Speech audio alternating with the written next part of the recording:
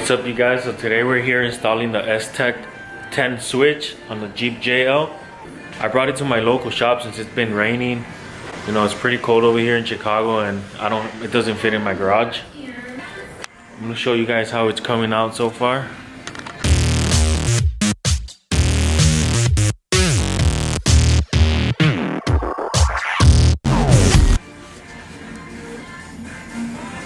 Here you guys have the S-Tech mounted right next to the battery.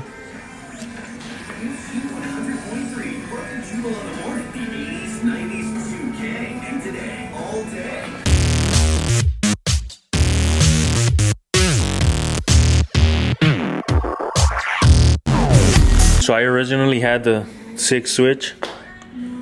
Never thought I'd use them. I wanted to use them more. Alright, so right here behind the glove box we ran the cables. You didn't have to remove it or anything. You can reach it through underneath.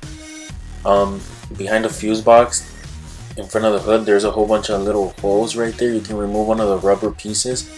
Run the cable through there. Just make sure you put some silicone or something to cover it up so you don't have water going through there. And remember, right now, if you go ahead and purchase your S-Tech switch system, you can use the code HUGE15. So you folks can save 15% on the purchase of a S-Tech 4, 6, 10, or 12 switch system. HUGE15, HUGE15.